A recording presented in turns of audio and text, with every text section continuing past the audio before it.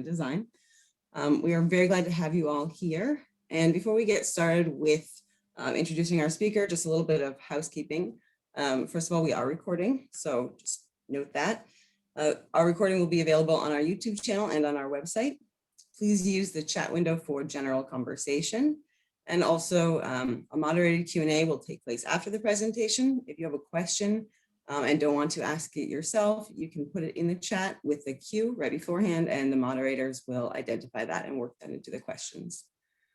So that being said, let's go ahead and get started. Hey everyone, it's a great pleasure to have Thomas Moynihan with us here today. He's the author of Spinal Catastrophism and most recently, X-Risk, How Humanity Discovered Its Own Extinction. Dr. Moynihan is a writer from the UK, currently working with Oxford University's Future of Humanity Institute. His work explores how our knowledge of the threats and promises of the future have developed throughout the past, revisiting the ways people have thought about both the failure and the flourishing of our species within the wider universe. Today's talk is titled The Genesis of the High-Stakes Worldview, an ongoing story of enlightenment, existential risk, and human vocation at Kardashev scale. And on that note, I'll turn it over to Thomas. Thank you so much. Hey everyone, thanks for taking the time today, and thanks to the organizers for the invite, and yeah, I'm looking forward to this. So let me just figure out how to share my screen. Okay. Here we go. Can everyone see the PowerPoint? Yep, you're great. Excellent. Cool. Okay, good stuff. Right, so yeah, today I wanted to talk in kind of very broad brush, large scale view of how we've kind of come to this current position that we recognize ourselves in today, which I'm going to call the high stakes worldview. It's a term that I actually stole from someone on Twitter, a user called Tyler Alterman. Okay, so some preliminaries to begin. So just to start off, what is this high stakes worldview?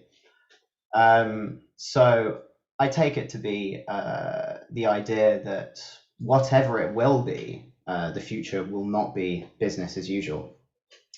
What I mean by that is that it could contain vastly more value than the present moment, more happiness, more meaning, more insight, more justice, however you want to construe that.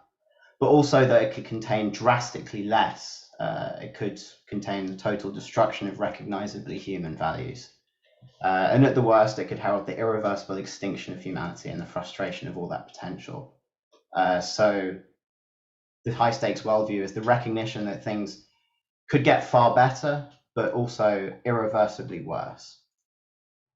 And this worldview is based on existential risk, a term that I'm sure we're all familiar with. But just for the sake of definitions, what is this? So an existential risk is commonly defined as a risk that may cause the extinction of humanity or the irreversible curtailment of our potential. And so when did people start worrying about this? When did people start thinking in these terms? People have been talking about existential risk for the past couple of decades. But as I want to explore in this talk, people have been worrying about human extinction for perhaps 2 centuries, roughly. And so the common question is always, how is thinking about extinction, existential risk, how is it different from thinking about apocalypse? Surely we've always been thinking about the end of the world. All you need to do is open the book of Revelation or look in the mythologies of many cultures, many religions. I would say that the salient difference is that, in mythological prophecies and religious apocalypses, each of those tend to often imply a consummation or culmination of meaning and morality within the cosmos. There's a sense of narrative justice to the end of the world. It's the revelation of moral meaning. Whereas extinction, in absolute contradiction, is the irreversible and terminal frustration of human morality and meaning. Also, often apocalypses and millenniums don't envisage the physical universe in its kind of independent muteness and vastness continuing without those human meanings and values. So the way I always like to put this is that apocalypse secures a sense of an ending, whereas extinction anticipates the ending of sense. Okay, so for the rest of the talk, I want to explore how we got here. How do we get to this high stakes view of the world, the universe in which we live? So I'm going to break it up, this kind of historical sweep. I'm going to break it up into four kind of attitudes or views, worldviews. So the first one I'm going to talk about is that of indestructible value. So phase one. So I make the claim that people could not think about human extinction until very recently. And so I want to explore and explain why. So most broadly, pre-modern worldviews, and this is talking very generally, but pre-modern worldviews tend to make little clean distinction between ethics and physics. So to illustrate what I mean by this, we can look to the pre-Copernican cosmology in the West, the Ptolemaic cosmology. You can see it here in some medieval illustrations. And what you can see here is that the celestial hierarchy, so these kind of nested spheres, is just the moral hierarchy. So the idea is that each of them has an ascending order of angels going up to the outermost sphere, which is God, where the Godhead resides. So again, moral hierarchy just is cosmic structure. So there's no distinction between ethics and physics here. There's no clean one. Another thing to notice is that every region of the universe, of the cosmos in this view, is populated by something morally meaningful, by some kind of spiritual occupant of every single part. And that can be valuable in the case of the outermost sphere, which is God, but also disvaluable. So the innermost part is hell, but it's still occupied with something that morally matters. There's no region of the universe that is completely unoccupied, where there's nothing spiritual or moral going on. And this takes us to this other wide principle that prevented thinking on extinction, and that's the principle of plenitude. So most basically, the principle of plenitude, and this was an axiom that philosophers from ancient Greece down to the early Enlightenment tended to assume, unreflectively assume. Most basically, it states that if something can be, it will be, because it would be a waste otherwise. And again, this comes from a tendency to project our kind of moral assumptions onto the independent universe. So to kind of break this down a little bit further, the principle of plenitude states that the realization of no possible thing is forever frustrated, because this would leave some kind of wasted opportunity or gap, some gratuitous gap in the order of nature. Consequently, neither can anything forever return to inexistence, because this would similarly frustrate the possibility of its eventual return. So yeah, there is no gap in nature where something could be but simply never is for no good reason. Similarly, there is no gap where something once was but never will be again. And this is, again, from this deep sense that wasted opportunities where things could be but simply never are is kind of morally improper, imprudently wasteful. So it was presumed naturally impossible. And so from this kind of wide framework, there's this idea that everything destroyed eventually returns. No loss is eternally permanent. All valuable things, all species, all natural kinds will be realized and realized again, regardless of our actions. So again, yeah, this applies to species as much as to human values. So in a sense, value is indestructible. We can lose or destroy something that we think of as valuable here, but we can rest assured that because of plenitude, it will be re-realized again elsewhere or elsewhen. And so to illustrate this point of the indestructibility of value, here's some quotes from Aristotle. He says, "Probably each art and science has often been developed as far as possible and has again perished, not once nor twice nor occasionally, but infinitely often. Within the multitude of years, everything has been found out. All possible achievements and discoveries are within the experience of ages. And so what follows from this is that inquiry, discovery, epistemic searching is thus an attempting to supply defects in recall, to just remember in the right way. And similarly, maximizing value, doing good things is just returning to elder maxima. So you can see how this kind of precludes the idea that the material conditions of humankind could be meaningfully improved or destroyed. If they're improved, it's just returning to an old thing. If they're destroyed, they will just return later on. And Plato said similar things.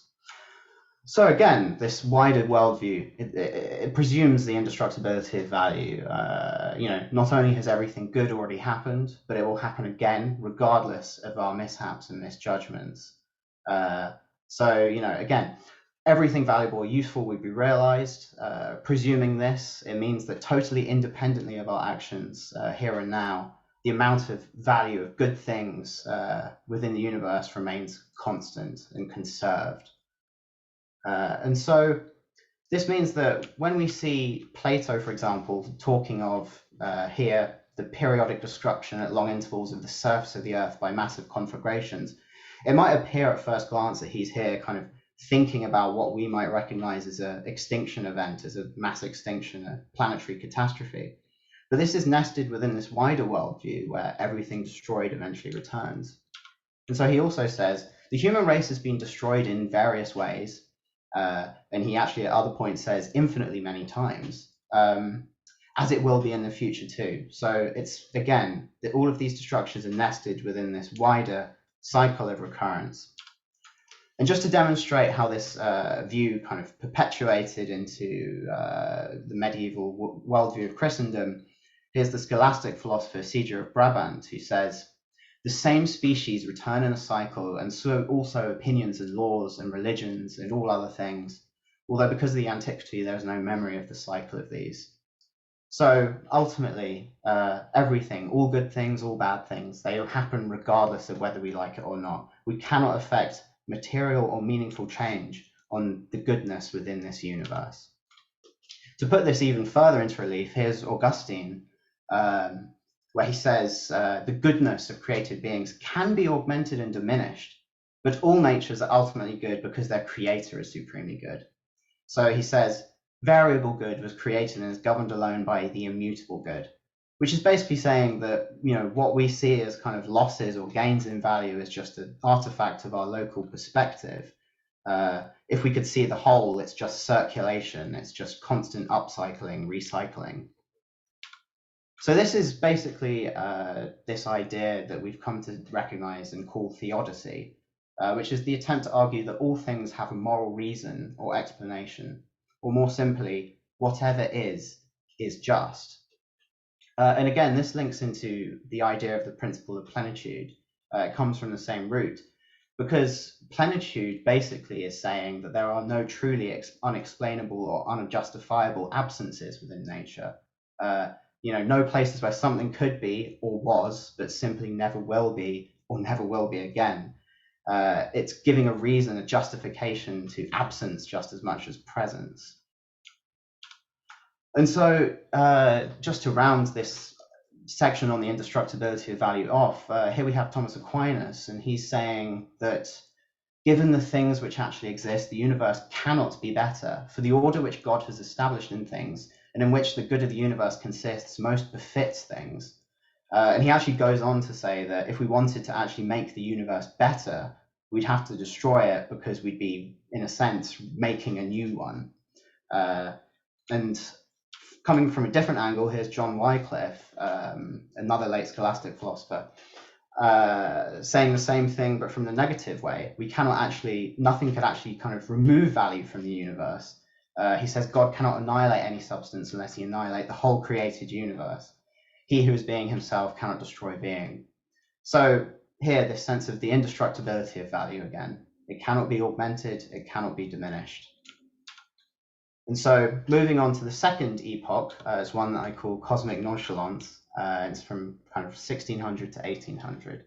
And so we might ask, what happened after modern science's Copernican revolution? How did this kind of safe assurance, this conviction in the value of the universe, its constant and conserved nature, how did that be affected by the Copernican revolution? We might expect that such kind of comforting securities would have been divested by the new view of ours as just one planet among many, decentered from the kind of place in the middle of the universe that we saw in the Ptolemaic scheme. But as we're about to see, it wasn't quite that simple. So here's one of the first illustrations of sunspots through a telescope. Some of the pioneers of science, such as Galileo, were the first to describe sunspots, and that led them to disagree with the older Aristotelian view that the heavens were immutable, indestructible, incapable of corruption. And this led Galileo very controversially to argue that even suns themselves were capable of perishing. And so again, you might think that this would break with this idea of the indestructibility of good things within the universe. Surely if suns can die, it would kill off all of the planets that rely on them. But people, again, they went back to the oldest trick in the book, which was this principle of plenitude. And this led them to argue that, yes, suns die, but every single time a sun dies, another one is born and therefore gives birth to more populated planets. So here we find the French writer Bernard Fontenelle saying exactly this in 1686. He says, "So for some ancient stars that disappear, other new ones are born in their places, and that defect in nature must be so repaired, and no species can totally perish." So again, this is how plenitude and the indestructibility of value, permeated and continued into this kind of what we'd recognize as the modern scientific post-Copernican view. Here's another example from the Platonist philosopher Henry Moore. He says, "Long ago their earths have been peopled with men and beasts before this earth, and after this shall others be again, and other beasts and other humane birth." So again, this idea of eternal cycle, nothing can truly be destroyed. If humanity and the earth is destroyed, we need not worry, because another earth and other humane birth will appear elsewhere. So for every sun that is destroyed, another is created, every value lost is elsewhere replenished. Again, notice that this is kind of a theodicy in a sense, because even the death of entire populated planets here has a moral purpose. It is the cosmic circulation of value in life, its rejuvenation and upkeep. So it's the kind of more of the history of ideas that the Copernican revolution instantly decentered humanity and knocked humanity's self-confidence. But that's not quite true, because originally, at least, it only decentered human mentality by spreading it throughout the entire cosmic volume. After all, if all those plural worlds are unoccupied, that would be a lot of unoccupied real estate. So in the same way that plenitude made people think that the Earth would return elsewhere and elsewhere, it also made them look at these other planets and presume that they must be populated with intelligent beings just like us. So here's another French writer, Benoit de Malet. He said, "Whatever may be the fate of this earth and its inhabitants, there are reasons to believe that in the great multitude of globes contained in space, there will always be other terrestrial globes beside ours, which are inhabited by as many generations of men and animals." So again, this projection of humanity across space caused by plenitude. And this led a young Immanuel Kant, the date here is wrong, it should be 1755. So a young Immanuel Kant to basically say in one of his essays on cosmology that the destruction of Earth, of a populated planet, simply doesn't matter in the wider scheme of things. So he said, "We ought not lament the perishing of a world as a real loss of nature. Let us then regard such terrible catastrophes even with a sort of complacency." So this is what I mean when I talk about cosmic nonchalance. Earth's destruction doesn't matter. Humanoids exist and will return everywhere and forever. A theodicy for a Copernican universe. And so just to explore some of the afterlife of this idea, here's the Danish physicist Hans Christian Ørsted from 1852 saying, "The same fundamental idea of the globe and of man must be repeated in each solar system." And the idea enjoys even more of an afterlife in the notion that's still with us in some senses, that if humanity is destroyed on Earth, some other intelligent being will inevitably evolve. So here's Charles Darwin saying exactly this. If every vertebrate were destroyed, he says, throughout the world except our now well-established reptiles, millions of ages might elapse before reptiles could become highly developed on a scale equal to mammals, and possibly more intellectual. 60 decades later, here's the American paleontologist William Diller Matthew saying exactly the same thing. He says, if humanity was extinguished, life would recommence its slow upward climb with leisurely steps of progress from such higher stages as survived. In far distant ages to come, the future destiny of the world might be committed into the hands of some super intelligent dog or glorified weasel. It's a rather charming thought. But he also thought, if the vertebrates, if the mammals were destroyed, the lizards might take the place. So he thought there might be some future Earth ruled by intelligent saurians. Here's, just to show how kind of this idea remains with us even very recently, a picture of this idea of kind of saurian humanoids.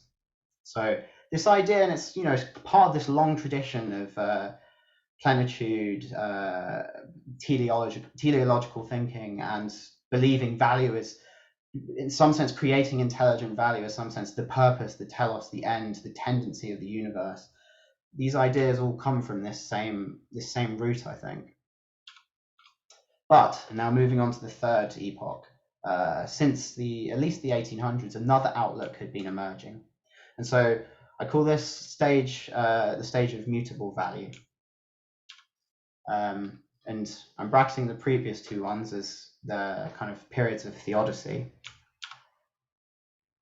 And so from this time onwards, we've seen a shift from cosmic nonchalance to more of an appreciation of our potential cosmic precarity, our rarity, our uniqueness, but the fact that if we're destroyed, the things we value, the things we recognize as valuable won't necessarily return.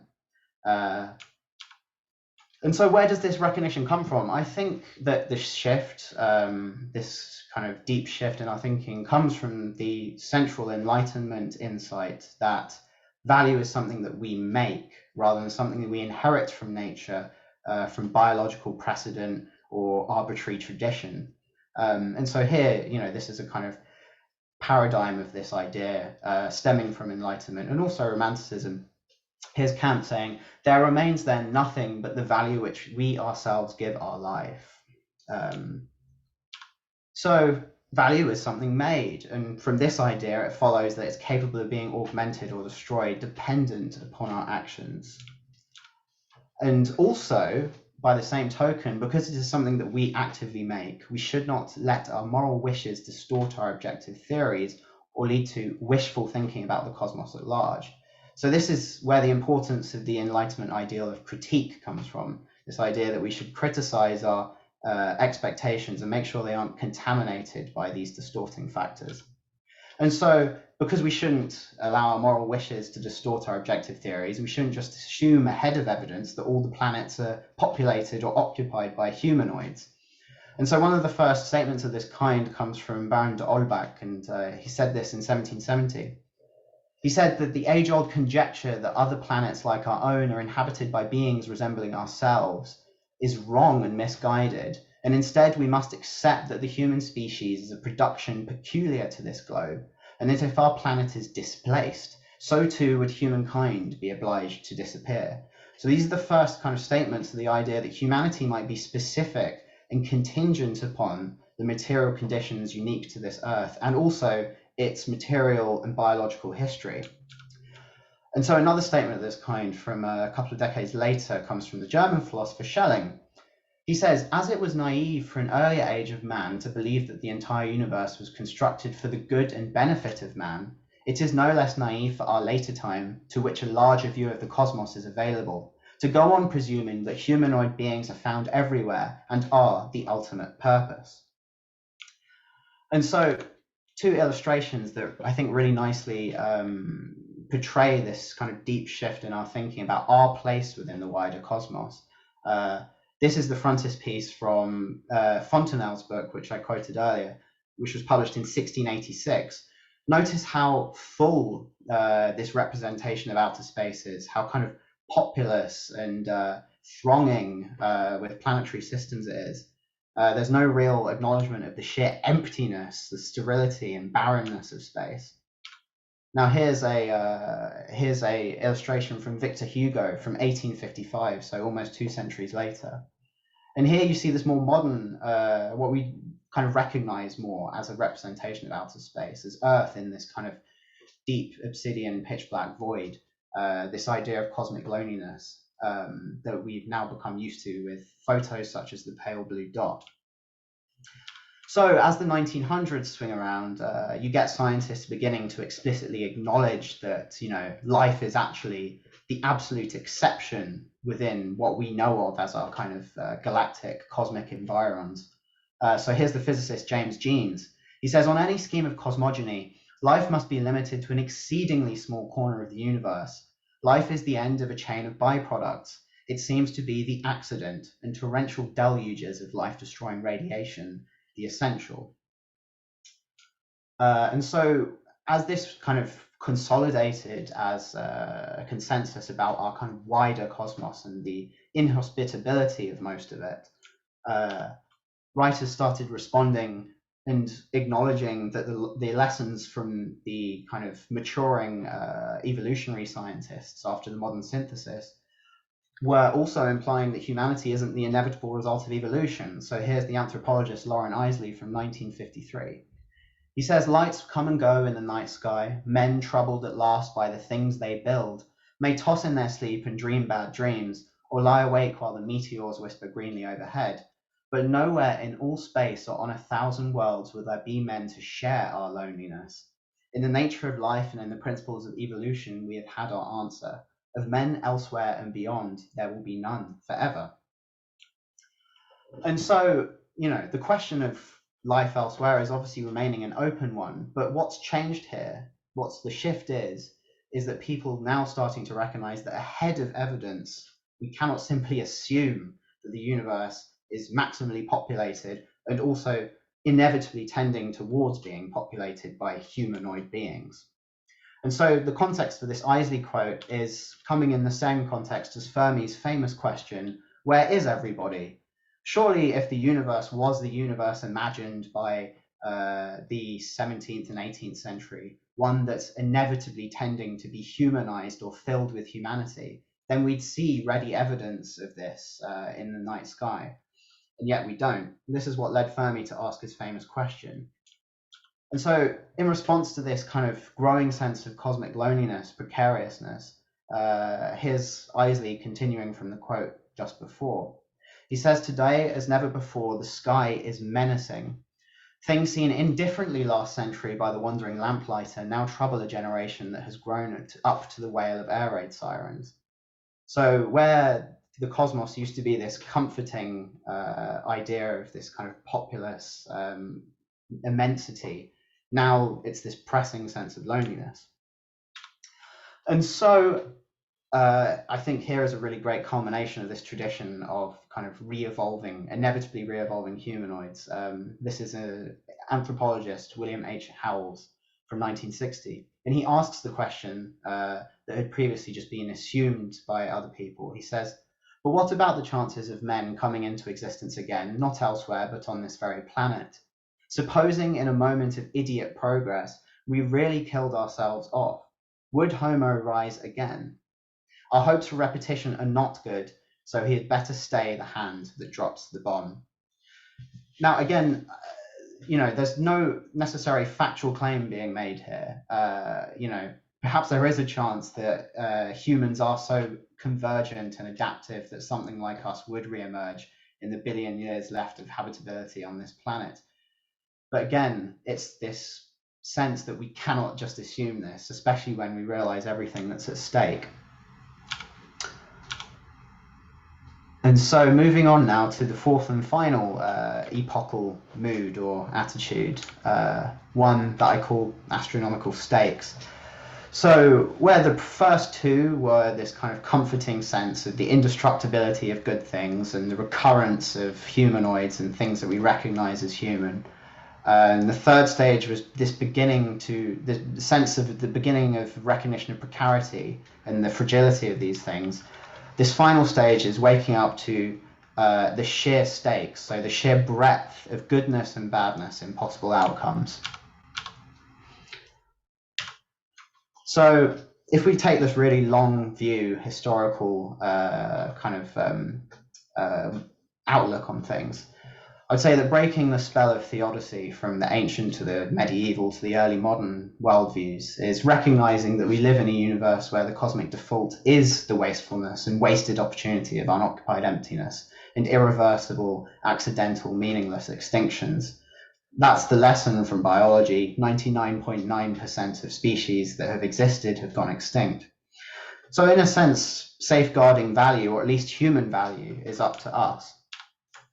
And so, the beginnings of this view emerge in the kind of late Victorian era. So here's the moral philosopher Henry Sidgwick.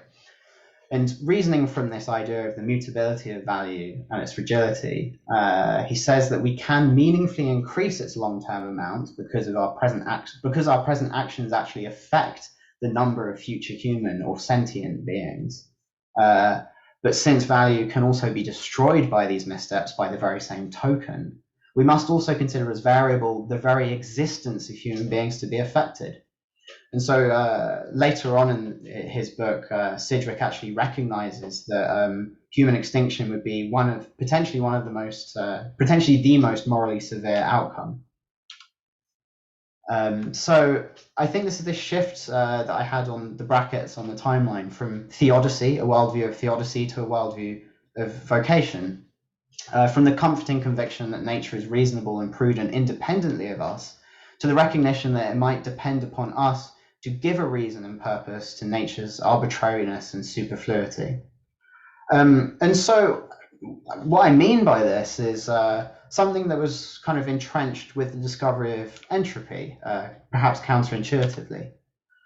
So it was Rudolf Clausius. He said, our universe does not go in never-ending cycles whereby the same conditions constantly recur. And note that this is actually an explicit disavowal of plenitude. Instead, our universe tends towards a state of unchanging death, where no further change can ever take place. And so this might seem like a very pessimistic conclusion, but actually, this is what put the mutability and destructibility of value into full relief, because it's the realization that the opportunities for making value are in fact finite, gargantuan, but finite and running out. And so this actually means precisely that we can actually affect meaningful change on the total amount that will ever have been realized within this universe. So from this old view where dying suns were part of this perfect equilibrial system of destruction, rebirth, generation, and perishing, we get this new view where unused sunlight is pure wasted opportunity. Just like the superfluity of unoccupied planets throughout space, there is nothing inherently prudent about a star. In fact, people around this point of time started arguing that they are egregiously underutilized cauldrons of outpouring of energy. And so to illustrate this, here's a scientist from 1908. He says, what becomes of the vast outpour of energy, of heat and light from the monstrous surface of the sun? Some is intercepted by the earth. Every thrill of pain or joy, every idea we experience is but a mechanical translation of energy from the sun. But the amount of this energy intercepted by the planets is infinitely slight, not a billionth. Whither all the rest? So this recognition that if resource is running out and is finite, it's no longer so to say morally neutral to allow it to go to waste when it could be channeled towards creating life, complexity, and good things. So this is the cosmist scientist Konstantin Tsiolkovsky. He recognized the same thing. He said, but planets only use a small fraction of solar energy, and he calculated it as 2.5 billion times less than is squandered into space. Now that's a lot of waste. So yeah, again, this kind of realization of cosmic finitude and finitude of resource, I think awoke people from the intoxicating comforts of eternity and eternal return and plenitude. again, precisely because the resource left to us is finite, we can affect meaningful change on the amount, the totality, the aggregate that will have been realized within this universe. And so here's a really nice quote from William James, where he's talking about the second law and what it means for human prospects and potential. He says, all that the second law says is that whatever the history, it must insert itself between that initial maximum and that terminal minimum of difference in energy level. As the great irrigation reservoir empties itself, the whole question for us is that of the distribution of its effects, of which rills to guide it into. Human cerebration is the most important rill we know of, and both the capacity and the intensity factor thereof may be treated as infinitesimal. So the kind of implicit conclusion here is that it's therefore, in a sense, obliged that we maximize the capacity and intensity going into cerebration or intelligence. Again, here's Nikola Tesla saying similar things. He announced this in 1900, saying that the great problem of science is to increase the energy and force accelerating human movement and work, which ultimately means to turn to the uses of man more of the sun's energy. So the reason why no one had recognized this great problem of science before was because everyone just presumed that sunlight was an eternal resource, that the universe never wound down, that value was indestructible, conserved through all of its destructions and generations. So what's the answer to Tesla's great problem? So we get this from J.D. Bernal, the Irish crystallographer and futurist. Tsiolkovsky also came up with a similar answer. Basically, if sunlight currently is going completely to waste, then, some kind of future descendant civilization may come to harvest the whole of the sunlight's energy by building an artificial sphere around the sun, using the kind of material of the planets to do so. Tsiolkovsky and Bernal are the first persons to suggest this as a kind of engineering fix to the loss of that theodical confidence in the prudence of the universe. And so it wasn't long after this that you get people inspired by Bernal, such as the sci-fi author Olaf Stapledon, imagining such a channeling of otherwise wasted energy and an extraction of waste and channeling it towards valuable ends, happening apace at a galactic level, not just within the regions of the solar system. So Stapledon here describes constellation after constellation. The whole galaxy became visibly alive with myriads of artificial planets. Star after star blossomed with orbit after crowded orbit of these vital jewels, these blooms pregnant with the spirit. Every solar system was now surrounded by a gauze of light traps which focused the escaping solar energy for intelligent use, so that the whole galaxy was dimmed.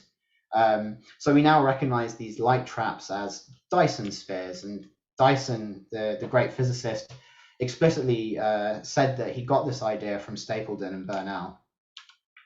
And so this was Dyson's kind of vision of this galaxy put to use, made artful rather than barren and sterile and contingent.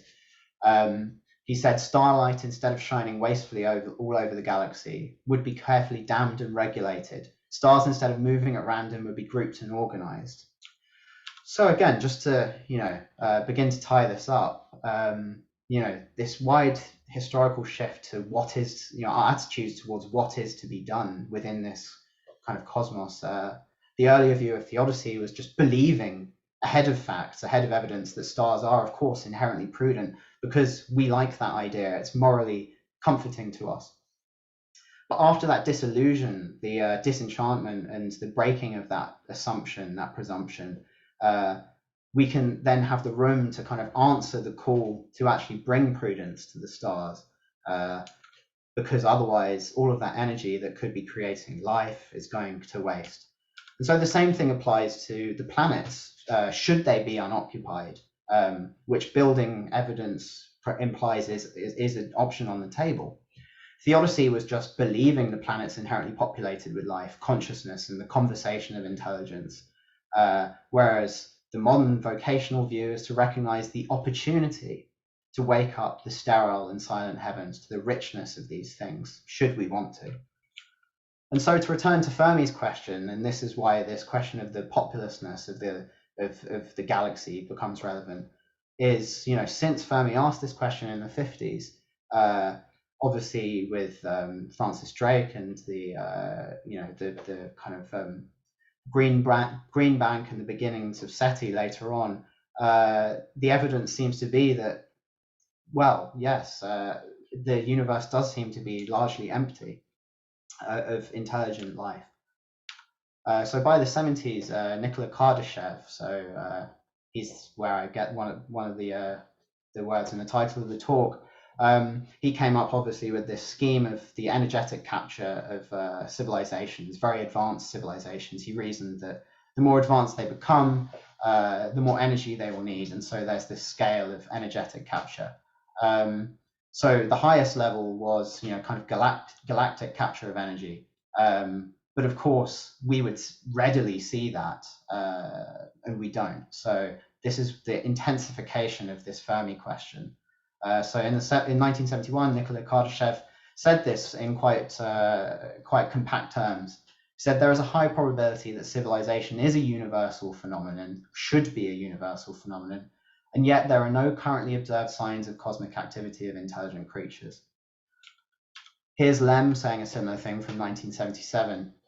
He says, the scientists, even the founders of SETI, communication rather than search, it was called back then, feel compelled to attribute ever smaller figures to the population density of the cosmos because the accumulating negative results of the sky listening to signals force them to do so. So the more accumulating negative evidence there is, the more credence we should put on this idea that perhaps the rest of the universe is, or the rest of the galaxy is unoccupied, unused, resource and real estate that is currently going to waste because nothing interesting is happening there. And so to close here, I want to read out a quote by Joseph Shklovsky, who's one of the kind of premier Soviet astrophysicists. And he previously been very optimistic that listening in to the galaxy, we'd kind of be listening into this very noisy, conversant space, but the accumulating negative results made him, by 1977, become very confident of our loneliness. And so he explains what this means morally for our purpose and how we should perceive our purpose within this wider picture. So he says, our loneliness in the universe is of great moral and ethical significance for humanity. The value of our technological and especially humanistic achievements is growing immeasurably. The knowledge that we are, as it were, the vanguard of matter, if not in all of the universe, but a giant part of it, should be a powerful stimulus for the creative activity of each individual and all humanity. The responsibility of mankind is growing to an enormous extent in connection with the exclusivity of the tasks facing it. The inadmissibility of regressive social institutions, senseless and barbaric wars, and self-destructive potential is becoming extremely clear. So by this point, I think we've arrived at a very explicit and articulate explication of what I called the high stakes worldview at the beginning. And yeah, it's kind of based upon, instead of just presuming that we live in a universe that is the one that we like, recognizing that that's not the case, and then thinking about ways that we can make it the case. So again, this impinges upon recognizing the reality of extinction, the reality of irremediable waste, so wasted sunlight, wasted resource, etc. And also recognizing at least the possibility that we are, perhaps unique within at least our kind of local cosmic region. And again, I want to stress that obviously it's an open question. SETI is an ongoing thing. There are various different answers to the Fermi paradox. We could well be living in a very populous galaxy and aren't looking for the right signs. But it's that lack of evidence ahead of time. So we should at least have these kind of views on the table. And so, yeah, I think that kind of wraps up the story that I'm trying to tell today. And yeah, here's the kind of complete timeline with the different phases, and very incomplete, but quite arbitrary. But some of the major transitions pointed into the top. But yeah, I guess just to to wrap it all up, a summary of all of this. I'd say that the story so far is basically for most of Western history, value was invariably assumed indestructible in the sense that its aggregate remained constant and conserved independently of human actions. This was the same whether the indestructibility was vouchsafed by belief in paternal deities or eternal returns of the same. Then somewhere in the Enlightenment, when changes to material conditions became visible and the future came clearly into view as a target of meaningful moral influence, people realized that value was mutable because it was made. And because it was made, it could be augmented and destroyed. It was capable of being consequentially diminished or grown. And then recently, in the past, say, 100, maybe 50 years, has been this kind of awakening to the sheer breadth of potential in these future consequences, the sheer range of immense goodness and badness in outcomes. Because if the galaxy, is completely unoccupied, our occupation of it would be perhaps one of the most consequential changes, thus far seen in cosmic history. So yeah, thank you very much. Great. Thank you so much, Thomas. That was a fantastic talk. Really appreciate it. So at this point, we're going to move into the Q&A period. If you would like to ask a question, please, and vocalize it yourself, please go ahead and use the raise hand function that's under the reactions button within the Zoom application.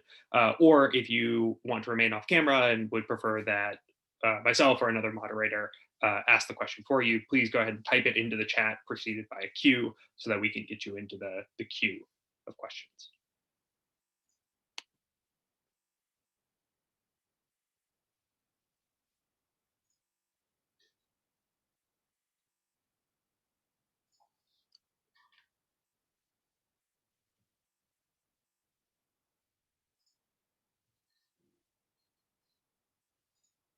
Go ahead, Peter. Yeah, so first of all, thank you, Dr. Moynihan. That was really interesting. And so I recognize that this is a thoroughly unfair question, but I'm going to ask it anyways because I feel like being cruel. So you ended with the discussion of the Fermi paradox, obviously, and the potential that we're looking for the wrong looking for the wrong signals. And so I guess I'm just going to unfairly ask, what do you think the solution to the Fermi paradox might be? Yeah, good question. There are two ways of approaching this. There are kind of the most pleasing aesthetically explanations, and I can give you my favorite one of those. And then there's the kind of most plausible, or the one that I would invest my most credence in. And having read some recent stuff about kind of tweaking the Drake equation so that instead of having kind of static probabilities, it has kind of probability distributions. It really radically lowers the figure that we should expect of other civilizations.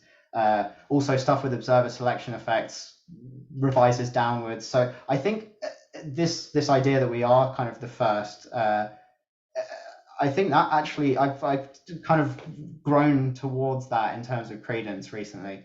But in terms of the most pleasing or fun ones, I like Stanislav Lem's ones are just brilliant. My favorite one of his is one where he says that the tendency for intelligence is the tendency to manipulate its environment. And so you can imagine a point where an intelligence becomes so adept at manipulating its environment that it essentially becomes its environment, as in it's just made the environment that it is. And he then says that perhaps what we look at as nature is actually someone else's ancient artifact. He says like the laws of nature might themselves have been these kind of sedimented designs of super ancient intelligence, which I really like. But yeah, I wouldn't bet on that one being true.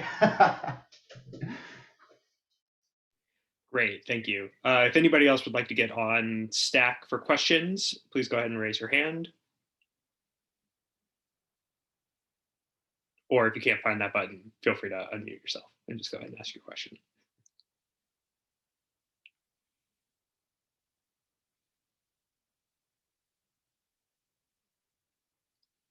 I guess I'll go ahead with the question while folks are thinking about them. So your point towards in the latter part of the talk about the sun being sort of wasted energy at this point, that we're not maximizing its utility, so to speak.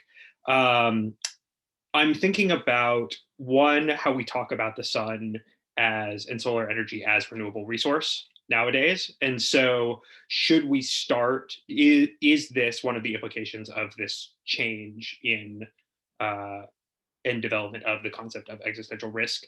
Does it mean that we should start thinking of the sun as a utility to be maximally used? Like, are we morally obligated to do that? And in fact, to get off of like fossil fuels and go to something that will be a longer term fuel solution like solar energy. And what do you think of that sort of discussion of anthropogenic climate change and how this can factor into dealing with anthropogenic climate change? Yeah, I think that it's when you start thinking, and I guess this is one of the major features of the story I was trying to tell, is that facts and values have this like very complex relationship where, obviously in a sense our values like shouldn't be, or it's wrong to derive them from facts. We all know the naturalistic fallacy, but at the same time, you have to have a very good view of the facts to kind of think about morality and what ought to be done in a kind of I guess it just gives you more kind of vision. And yeah, one of the things I always find interesting is like knowing about these kind of ultimate wide scale facts. So like, cosmic constraints on energy, how that changes your view of like, because a lot of people think that, kind of going out, colonizing other planets, or like, industrializing the sun, we tend to think of that as like, there's a kind of often an adverse reaction to that, because it seems hubristic, or the effects on Earth historically of large-scale human intervention have obviously had very negative consequences. But I think it's when you see that wider picture that kind of energy in the widest sense is running out, and when you really think about that even though the amount is gargantuan, it's humongous, but it's still finite. I think it does kind of change your view. I think, yeah, it's like often these terms are kind of couched in like optimization or like utility maximization. But I mean, the funny thing about Bernal, for example, was he was not a utilitarian in any sense. He was, he thought that the ultimate kind of stage of civilization was basically creating art and beauty. And so he thought that us artificializing the sun was just a way of creating more beauty in the universe. So this is the thing, is I think that, the destructibility of value, recognizing that, enjoins its maximization regardless of what your axiology is.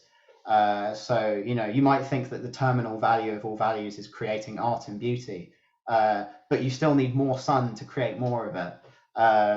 So, yeah, I think that's, I think this history at least puts that into quite clear relief. And yeah, as to the kind of question of sustainability, I think, yeah, obviously sustainability is incredibly important because, it's what keeps everything going. So yeah. Okay, great, thank you. If there's anybody else who'd like to get on Stack, so we've got Colton with hand raised, and then Jose, I see your comment in the chat, and I will read that after Colton asks his question. Thank you. And thank you, Dr. Moynihan. I had a question. I wanted to know if you could speak more about how and why you defined value in the way that you did in your research. Yeah, fantastic question. One I kind of asking myself as well. So I wanted to kind of use it as a placeholder. I guess I was kind of intimating this with my answer to Nick's question. Is I think it's just a placeholder for whatever you think is good. So you know, I think it's kind of undeniable that you know, all complex good things in some sense require energy. There's a reason why, you know, thermodynamic equilibrium is called heat death, because, you know, we can all disagree on what we think is good, but ultimately there's no thing happening in heat death. So it kind of precludes that good. It also precludes the ability to even disagree about it. So, you know, I'm using value in a really kind of open sense. At least I want to, and I hope I am. You know, obviously, unfortunately, the word has these kind of connotations. It can sound very economistic. It can sound very extractive. But I want to at least try as much as possible to kind of keep this open. Because I think that, you know, another thing that I think of the importance of keeping history going in the sense of kind of, you know, not destroying ourselves or destroying our kind of capacity to do good things is that it allows us to continue disagreeing on what is valuable. And I think there's like a kind of you know, a great, I hate to use this term, but like meta value just in that. So yeah, I hope that kind of answers your question. Yeah. Thank you. Great, thank you. And the question in the chat from Jose: what do you think are the greatest challenges for our societies for laying the ground for articulating a project of a Dyson sphere? Yeah, great question. I mean, yeah, there'll be people that would be able to provide a far further answer than me, but obviously humanity's never achieved anything on that scale before. And in terms of like long-term, so obviously it's a question of like multi-generational goals. So can you think of examples from human history of, because I mean, no, we're not going to create a Dyson sphere in one single generation, so we'd have to sustain it for, you know, across a large kind of historical period of time, and throughout history, you know, there aren't many examples of humans kind of doing that successfully. You know, there are examples of goals being maintained across generations, but it's often a question of might is right or contingency. So I think it's like an organizational aspect. And in fact, Dyson himself actually said this, riffing off Bernal again, because Bernal's you know, brilliant book on the future of humanity from the 1920s was called The World, the Flesh, and the Devil. And he said that those were the three enemies of the rational soul. So the world being kind of, you know, independent nature and its unresponsiveness, the soul being, you know, our the flesh being our bodies and their inherent limits, and the devil being our kind of psyche and, you know, the irrationality inbuilt into us as Darwinian beings. And Dyson picked up on that title and said that each one of those would be huge obstacles to creating, you know, the kind of grand future that he envisioned as this kind of Dyson sphere project, but picked out particularly the organizational problems and the kind of you know, intrahuman issues that would emerge. So yeah, the devil will be the obstacle, I guess. Great, thank you. And the queue is open for questions if other folks want to get in. Peter, I know you also left a comment in the chat. If you would like to voice that, you're certainly welcome to as well.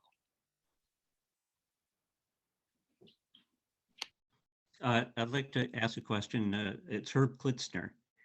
I'm looking at a parallel question to the, you know, the sculpturing of the stars or manipulation, and that's taking some of our own species on Earth, you know, fish, birds, and other things, and saying, in the future, will we want to, in some way, change some of their behavior so that they don't need to eat other animals, but yet they could substitute some kind of behavior that would keep them integral. I mean, meaningful life and exercising a lot of, the resources they have. And the reason that I think this is interesting is because I think it provides those kinds of questions a way for mankind to look at how do I get up to the point of appreciating the questions involved in sculpturing, other worlds and whoever may be living on them. The route that I see is that we have a field called personal science where we learn our own natures. We develop self-knowledge of our own operating processes for our own good, to learn more about ourselves and change things for ourselves. And I ask myself, over the next 30, 40, 50 years, where would that lead? And I think it would be to being able to interact with other species. And after we did that for another 30, 40, 50 years, where would that lead us? And I think it would be to begin to have a basis for more using our morality to see if we could help reduce suffering, unnecessary suffering in the animal kingdom. Even if we just start out with very small experiments to see if we can do it, meeting the objectives we have without spoiling, important things. And so that I see that kind of route as helping to prepare us for some of these actually doing the things we're discussing today. I'm just wondering, Thomas, if you have any kind of reactions to that, or does it remind you of other things? So go ahead. Yeah, thank you. That's really, really interesting. I like the idea of I guess biosphere intervention. Obviously, in a sense, kind of stewarding an ecosystem is, in a sense, even more logistically terrifying than creating a Dyson sphere, in some senses, because of the sheer complexity of the thing. I mean, I like the philosophy of David Pearce, who's very much kind of he's into reducing suffering, and he's said similar things. He said that through kind of synthetic biology, genome editing, our kind of ability to edit biology, we can put a date on the last anhedonic experience, the last experience of suffering within our biosphere.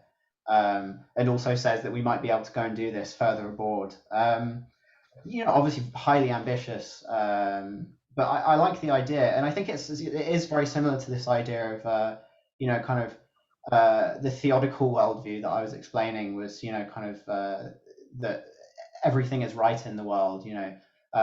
One of Augustine's kind of theodical arguments was that yes, the lion has to kill the antelope, but it wouldn't, there's such beauty in that. So if it didn't kill the antelope, it would lose that beauty.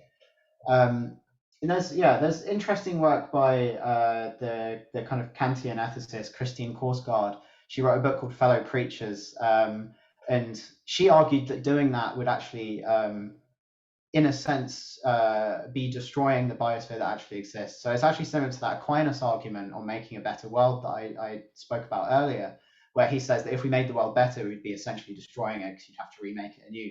She says a similar thing about biosphere intervention, that the word better for, so are we making it better for XYZ species? That better for doesn't really work because you're going to have to basically kind of remove the essence of the species. But yeah, I think the wider, it's a word that I call, it's not a very euphonious, nice sounding word, but I call it physical soteriology. Soteriology being the kind of study of salvation. We have physical eschatology, which is the study of, the kind of winding down of the universe in the widest sense.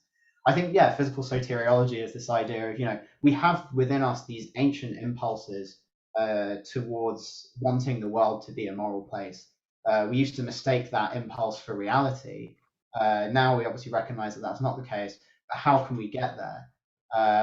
And so, yeah, I think the question of predation and suffering, because the kind of, as it is, the biological world is filled with suffering, predation, complete anhedonia. Yeah, I think that is a pressing question, and one that can't be ignored with this kind of naturalistic gesture that, the lion would be less beautiful if it didn't have its fangs. So yeah, I find these questions fascinating. Yeah. Thanks. I think that in terms of the essence the argument,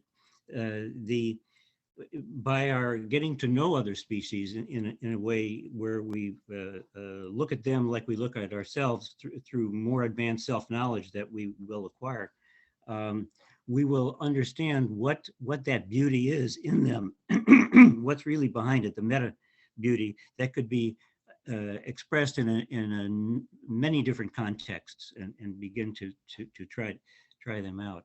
But that was. It was David Hess that was the first one that you mentioned, who was more favorable. The stewardship, I think, is the word you used, which is the concept that I also have. But I really think that that mankind's awareness will start with mankind and then naturally lead out to other things in his environment, and then there will be exchanges, and maybe we'll become partners with the animals, how to accomplish things in the wider world and wider universe. Thank you. Great. Thanks. Thank you, Herb. So we've got two questions that I think are related to this conversation that was just happening. One from Weston, and then another from Sarah. Weston, if you want to go first, and then Sarah, we can turn to your question as well. Yeah, thank you. So I guess I was wondering if there was a sort of a potential return to theodicy if vocation goes sufficiently far in this Stanislaw Lem example of intelligence re-imbuing itself in its physical environment. Is that something that we could see track on a similar scale, or are we kind of like, sectioning it off here and saying it's its own, it's not software eating the world, and our ethical opinions of bias and AI and as these things build upon each other? That's such a good question. I love that. So there's the kind of omega scale Kardashev civilizations that have kind of complete this was John D. Barrow, not Kardashev himself, but he said that those are the kind of level 1, 2, 3, and 4 are the ones that Kardashev spoke about. So that's planetary, stellar, galactic, I think. I can't remember. But then Barrow said there's this omega level where this intelligence basically has utter control on kind of physical law, energy, everything. And at that point, it obviously is, basically equivalent to some kind of omnipotent agent. And then that obviously raises the question of the potential for that to do wrong. Obviously this is like super speculative. If anyone wants an explanation of exactly this kind of idea, go for Star Maker by Stapledon. Such a brilliant book, and he kind of explores this idea there. This potential for ever since kind of Descartes and slightly before, this separation of omnipotence from omnibenevolence becomes this potential for daemonic omnipotence. I find that question absolutely fascinating. And I have no answers, just kind of reflections on it. Fantastic question though. I love it. Thank you. Great. And I think our final question, this is, I believe, related to this conversation, from Sarah. Maybe this is similar to the present question. Is there a potential that we're looking at a new phase in the vocation, moving away from anthropocentrism, away from Darwinian competition or Enlightenment style mastery over nature, towards perhaps cooperation with Earth others or others from elsewhere, I presume, and co-producing instead of merely engineering?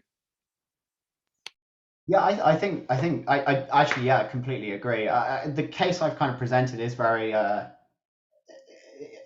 much that kind of engineering angle, kind of Dyson spheres and colonizing unoccupied planets. But I 100% agree. And I guess this kind of connects to what Herb was saying, is that you'd kind of hope to see kind of a collaboration or more of a co-producing. And yeah, I think, you know, I think that personally, I think that biodiversity is just an intrinsic good. So we don't want to just like create a future where every kind of atom in the universe is stamped with a human image. The future has to be more interesting than that. And that kind of touches on this using value as a placeholder as well, is I think that, you know, a universe with more life in it is better than one without, but that life is open.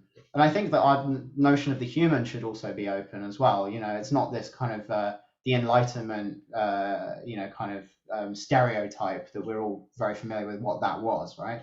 I think, yeah, definitely collaboration and learning from other species as well. I think that there's a lot to learn. Yeah, I mean, obviously there are, you know, limits to what he did, but I'm very interested in John C. Lilly and his attempts to communicate with dolphins and etc.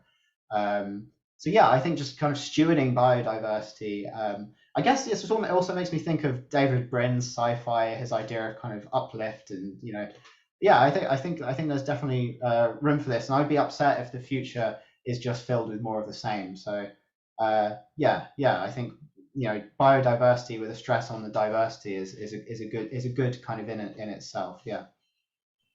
Great, thank you. And we're over time on the Q&A, so appreciate you sticking around. Appreciate everybody else sticking around. Dr. Moynihan, if it's all right, we'll send this last question to you via email, and we can get that answered for the person who asked the question in the chat. But otherwise, thank you so much for speaking with us today. Thank you, everybody, again, for coming out. Really appreciate it. In SPDOS, this is the first of our Transceiver series events for this spring semester. We'll be having 3 more, and the next one will be in March. So invite you all to come out. Please keep an eye on our website or social media, and you can see when that is formally announced.